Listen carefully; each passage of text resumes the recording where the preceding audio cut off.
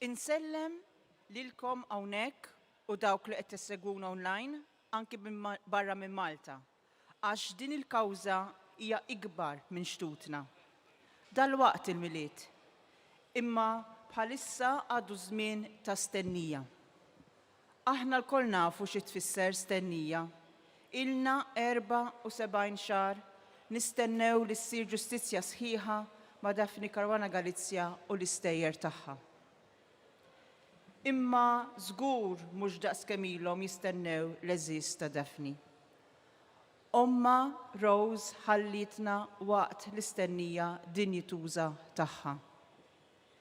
Inweduha li nkomplu nimxu triq tal-ġustizzja ma' żewġa Michael u l-eżiż tagħha jiġri x'jiġri. Daqt il-miliet. Kif nafu, Daphne kienet tħobbu ħafna l-miliet. Daphne kellha tkun hawn tipprepara għal dan iż-żmien sabiħ. Aħna konna nsegwu l-preparamenti tagħha fuq il-blog. Kienet tagħti xi riċetti jew tnejn ukoll. Daphne għandha tkun hawn taħdem fuq Taste and Flair, tgawdi l-ġnien tagħha, tgawdi l-neputijiet li qatt ma ltaqat magħhom.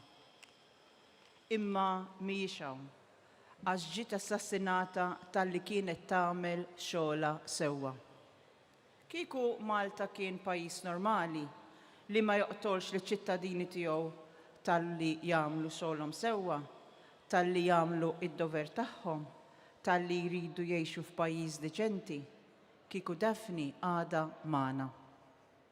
Kieku Malta kien pajjiż normali, kieku Daphne għadha magħna mal-eżiż tagħha. Kieku Malta kien pajjiż normali, il-poplu kollu kien iqisha bħala eroj u l-Istat kien jirrikonoxxiha fl-unuri ta' jum ir-Repubblika. Għalkemm l-ikbar rikonoxximent li setet tara f'ħajjitha huwa li x-xogħol investigattiv tagħha iwassal għal prosekuzzjonijiet u ġustizzja. Imma Daphne m'għadix magħna. Allura l-ikbar rikonoxximent li nistgħu nagħtuha aħna huwa l-ewwel nett li ma ninsewix, li ma nħallux lil min inessija, li nkomplu niġġieldu għalija għax hi ma tistax. Iva, dan huwa l-istaġun tal-miliet, imma l-ġlieda l-ġustizzja m'għandix staġun. Dan iż-żmien ta' stennija huwa l-avvent tagħna. Fuq kollox però, x'inhu l-avvent? U żmien ta' aspettattiva, ta' stennija. L-aspettattiva u stennija jirrappreżenta dimensjoni li tmiss lill-persuna sħiħa kemm bħala individwu u kemm bħala familja u fl-aħħar nett bħala nazzjon sħiħ. Aħna nibqgħu mimlija ħajja sakemm nistennew bit-tama ħajja f'qalbna. Bħala persuni aħna dejjem lesti għas-sodisfazzjon tal-istennija tal-aspettattivi tagħna. Forsi mingħajr ma nafu, aħna li qed niġġieldu nistennew il-ġustizzja, aħna wkoll tħallna fil-narrattiva tal-avvent. Ma' kull pass li nagħmlu fid-demostrazzjonijiet tagħna, f'kull slogan li ngħidu, kull poster u banner li nġorru, aħna nidħlu f'din in-narrattiva ta' tama, ta' aspettattiva u ta' stennija. Imma rridu nistaqsu, x'qed nistennew il-kol flimkien? X'għaqadna l-kol flimkien fl-aspirazzjoni għal pajjiżna?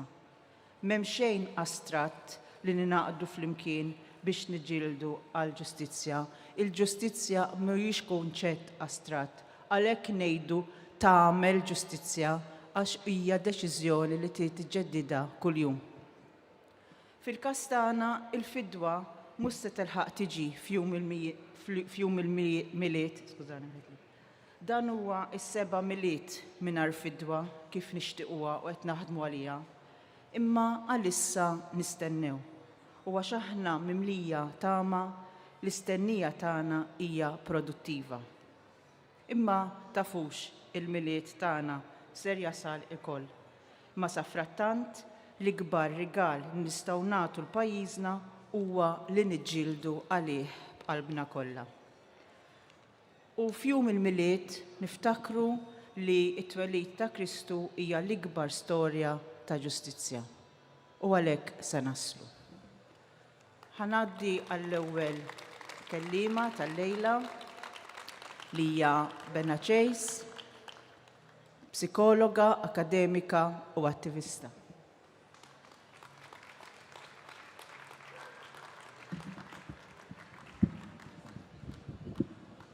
Thank you. Okay. Good evening. Yes, some Christmas reflections. We've talked about a journey I hope we're taking together. And when I think of Christmas and values that are attached to Christmas, one of the values I think mostly about is the one of integrity. A definition of integrity which I liked, I've taken from Wikipedia, and it says the practice of being honest and showing a consistent and uncompromising adherence to strong moral and ethical principles and values. It is a value that is sorely needed in our country, where many of our leaders and powerful persons in the business and construction industries feed us spin and seem to thrive on manipulation for their own benefit. For me, the value of integrity means that in the face of corruption, I have to stand up for what I believe in. It is a value each and every one of us needs to reflect more upon. If we are to stop this country from rapidly spiraling down into chaos and destruction, and I cannot say this strongly enough, we need to start now. Recently, in a conversation I had with a colleague about the importance of evaluating our behavior, evaluating the effect our behavior has on others, she told me, Benna, the worst thing you can be is of bad example. This statement had a very powerful effect on me. The strength of these words lay in their simplicity and the integrity with which they were said. So I was immediately challenged to reflect on the kind of example I witness in my life and on the huge responsibility that comes with it. And this is the same powerful effect that Robert Aquilina's assertion, Se naslu, has on me. And because it is said with simplicity and integrity, I believe it, and am challenged to throw my weight behind it. In a country where some of our politicians, many of our politicians, blind us with becoming rich overnight to the detriment of others, a promise that will give us extra thousands in our pockets, the flashy car, the designer goods, but basically no richness of character, I would like to invite you to consider integrity instead, and to consider the way that when we live integrity, we become richer persons ourselves, richer persons in character. We promote others. That is so important, the promoting others. How much do we do it if we all promoted each other, knowing that I can bring the best out in you. I can push you to be the best you can be. It doesn't take anything away from me. I become a richer person. How I wish we can keep promoting each other. So we promote others, and we also make Malta a better place for everyone. So, and we are here in the square today exactly because of people who witness integrity. And once again, I want to say a big thank you. Thank you, Robert, Alessandra, and the Repubblica team.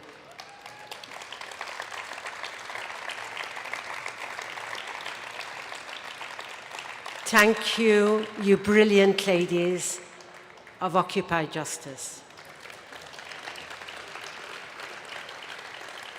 Thank you for using your intelligence and insight to fight for a better Malta. Thank you for witnessing integrity, for being a lived example of honesty, respect, and courage. You are sorely needed in a country where so many of our leaders are being an example of greed, spin, and corruption. Thank you, Daphne, for having started it all.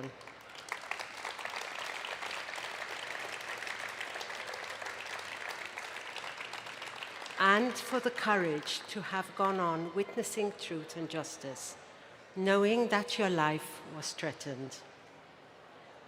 So yes, your Sir Naslo gives me hope, because it is said against a backdrop of your witnessing, in the way you doggedly and tirelessly work for truth and justice to prevail, in the way that your faith in doing the right thing keeps you doing it in spite of fearing for your safety, and at times also feeling tired and helpless.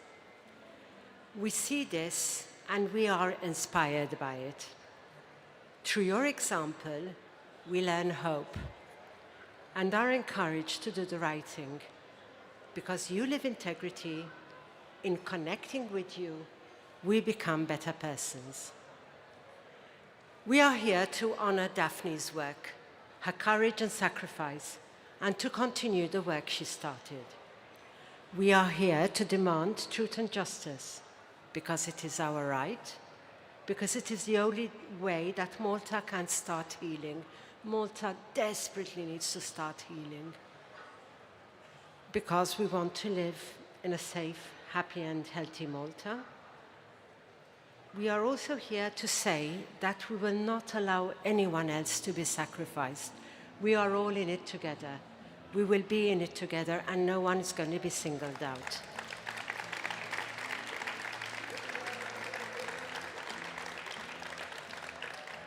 Robert and your team, Manuel, Occupy Justice, we are here because we too believe in integrity, and we stand firmly behind you. I know that out there, people maybe who don't come to these vigils, there are also many others who are also inspired by your integrity. And I can also understand the fear that stops them from being present here. My challenge today is aimed at all of you who are feeling desperate at the state of our country and at the way corruption has eroded our quality of life and has made Malta so stressful to live in. Is the fear of standing up for what is right because of the possible consequences, is this fear bigger than the fear of living in a country which is rapidly descending into total chaos? Here I'd like to list a number, among others, of the situations we are being forced to live, which are seriously compromising our mental and physical health. And this is serious. This is very serious. I don't think we are realizing, let me talk about mental health as a psychologist. I don't think we are realizing that the life of around us, the destruction of the environment, the overpopulation, continuous traffic jams, noise pollution, pollution of our sea, of our air, construction everywhere, the deaths we hear on the construction sites, violence in the streets. We don't realize at all that this is having on our mental health, also of our physical health. But there is a heaviness. People have nowhere to go when they are dealing with the normal stresses and traumas of life. There's no nature to go to. There's no space. Our space is always being invaded. This is very serious. We have to do something about it. We can't go on like this. We're all going to become very, very mentally sick. So I ask, is this the Malta you want to live in? If not, you have a responsibility to do something about it. You need to constantly ask yourself in what way you could use your qualities, your knowledge, your experience, your intelligence, and your insights to contribute towards bringing Malta out of this disastrous situation. Along with these brave people of Republica and Occupy Justice who are sticking their necks out, we have to appreciate that they are sticking their necks out and we cannot leave them on their own.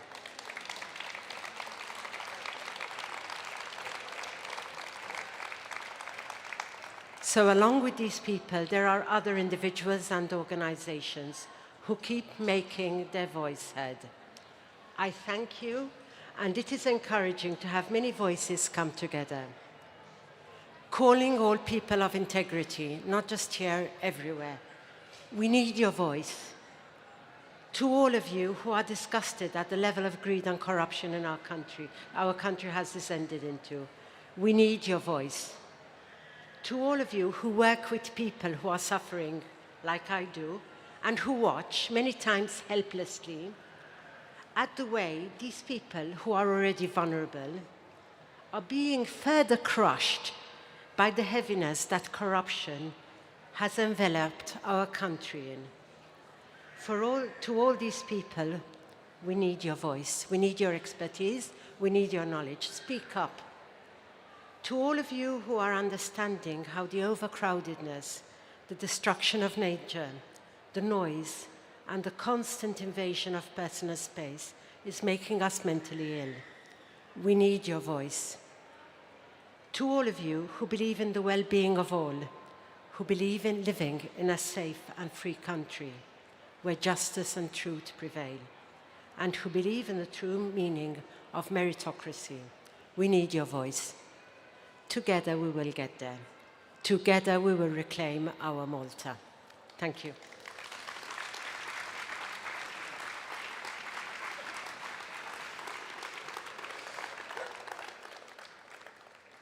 Lejla tajba, nhar it-tnejn li għadda l-imħallef Tony Abela ddeċida kawża li ftaħt 3 snin ilu. U kellu f'moħħu dak li kien il-prison warder, il-prison chief, il-chief executive tal-ħabs, il-logotenent Kunurell Alexander Dalli. U meta kellu lilu f'moħħu l-imħallef Abela għallu, rrid naqra di, je suis le roi, je suis la loi. Għadda żmiena, ili 16 sena ma' Clemens, ġifieri naħseb wasal iż-żmien about time l-infajr waħda bil-Franċiż kultant. Spiċċa żmien ta' jien ir-re, jien nikmanda. Jista' jkun l-slogan tal-organizzazzjoni tagħna. Dak li tfisser Repubblika, illi mhux min jinserta għandu il-poter u l-awtorità jivvinta u jimprovvizza dak il-ħin il-liġi li jrid jobdi kulħadd barraw, imma li l-koll irridu noqogħdu għal-liġi. Diki is-saltna ta' dritt.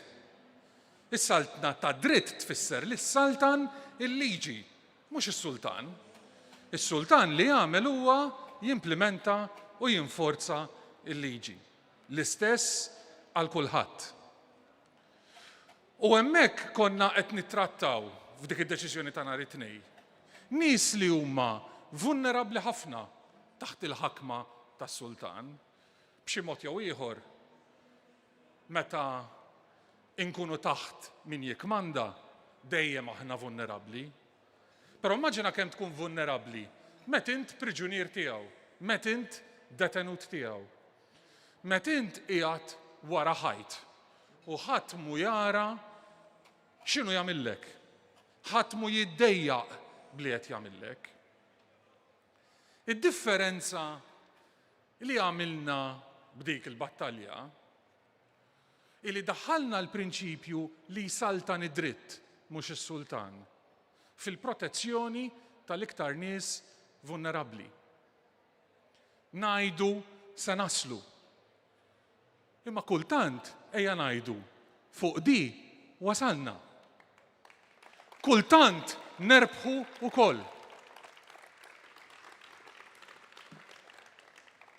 Irridu repubblika li tħares l-iċken fostna. Nitkellmu għal priġunieri u nitkellmu għal migranti. Nitkellmu għal min hu diskriminat meta tkellimna kontra u nitkellmu kontra il-beħ ta' ċittadinanza lil miljonarji. Ngħidu kif lil miljonarju li m'għandux jaqsam xejn ma' pajjiżna nagħmluh ċittadin tagħna u l-min ilu jgħixaw omru kollu ma jafx dar oħra li f'dal pajjiż niċħdu ilu għaliex il-ġenituri tiegħu mhux ċittadini. Ninsistu għal ġustizzja fiskali illi l-ekonomija tagħna ma tkunx ibbażata fuq dak li rnexxilna nfottu nisirqu l-ħadd ieħor. Nitkellmu fuq regolamentazzjoni tal-fondi tal-partiti biex il-partiti politiċi jirrappreżentaw il-kulħadd l-istess, mhux lil min jiflaħ iħallasom l-ewwel. Niġġieldu l-korruzzjoni. Niġġieldu l-korruzzjoni huwa qatt ta' ħidma ta' protezzjoni kontra l-iċken fostna. Dawk li għandhom bżonn l-isptarijiet pubbliċi privatizzati b'mod korrott. Dawk li jħallsu l-kont tad-dawl u kull solt jagħmel differenza, anki s-solt li jmur fil-bwiet l-Azerbajġan. U niġġieldu għal ġustizzja għal Defni Caruana Galizja. Jgħidulna u kienu jgħidu għaliha illi dan mhux xogħol tax-xelluk, mhux xogħol favur id-dajjef. Il-bieraħ l-Ewropa stabbiliet għall-ewwel darba liġi Ewropea għall-libertà tal-istampa. Dik eredità ta' Defni Caruana Galizja, dik eredità tal-ġlieda għall-ġustizzja ta' Defni Caruana Galizja li għamlu lieda li għamlet il-familja tagħha u aħna ħafna passi warahom. Għandna direttiva għall-ewwel darba kontra il-kawżi li jsiktu lil min jitkellem għaż-żgħir, li min jitkellem għall-priġunier, min jitkellem għall-migrant, min jitkellem għall-vittmi tal-korruzzjoni, għall-ewwel darba għaliex għax ma kienx hemm direttiva tipproteġi l-Defni Caruana Galizja mill-50 li kellha qabel qatluha. Illum kont fuq programm tar-radju u r-raġuni li qed nagħmel dal-ħsibijiet hija għax ikkonfrontawni qalu li intom tal-lemin. Intom nies illi appartjenu għall-idea tal-lemin, intom konservattivi. M'għandniex il-lussu meta għandna dan nuqqasijiet fid-demokrazija tagħna illi noqogħdu naħsbu aħniex tax-xelluk jew tal-lemin, aħniex konservattivi jew liberali, għax qabel naħsbu fuq dawk irridu naħsbu dal-pajjiż għadu demokratiku jew u meddet mislaten u mirrejiet li jaħsbu illi huma liġi. Għax meta jneħħu id-drittijiet tal-inqas fostna ta' dawk li m'għandhomx leħen anki għax imsakrin ġogaġġa wara ħajt, jekk huma lesti jċaħdu drittijiet ta' dawk, huma lesti jċaħdu id-drittijiet ta' kulħadd. M'għandniex il-lussu nikkontemplaw aħniex tax-xelluk jew tal-lemin meta qabel irridu niddefendu id-drittijiet fundamentali tan-nies indipendentement minn hux ġejjin mix-xelluk jew mill-lemin. Meta qed niġġieldu t-tiranija, meta qed niġġieldu il-populiżmu, meta qed nipproteġu ir-Repubblika, mhux importanti l-idejat li jista' għandek fuq id-dettall għax il-prinċipju jiġi l-ewwel, il-valuri jiġu l-ewwel, is-sewwa jiġi l-ewwel.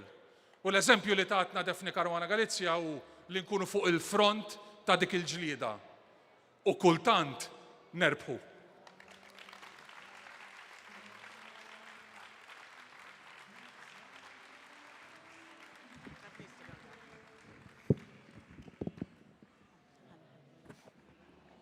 Bekk wasalna fit-tmiem tal-veli għal din is-sena.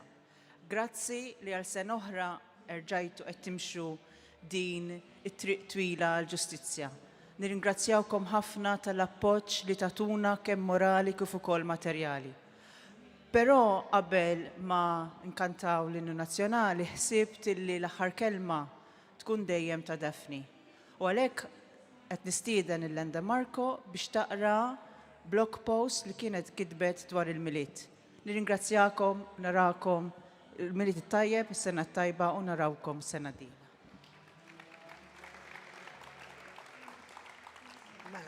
The post was written on the 25th of December 2008. I'm shorter than Alessandra. So. Okay, so it's called Happy Christmas, and these are Daphne's words. Very best wishes to you all. I'm off to grapple with those stocking fillers. In my family, Father Christmas keeps calling until the day you leave home. And then it's up tomorrow to cook lunch, which will probably be eaten around 3 p.m. by the time everyone wakes up and gets their act together. I'm roasting pheasant for the first time, since there's just a few of us this year, and that makes it manageable. I have some Malta red beef fillet on standby in case I make a hash of it. I have a professional and personal interest in food, so do please let me know what you ate for Christmas lunch, whether it was timpana, lasagna and turkey, or something different. Thank you, Daphne. Happy Christmas to you all.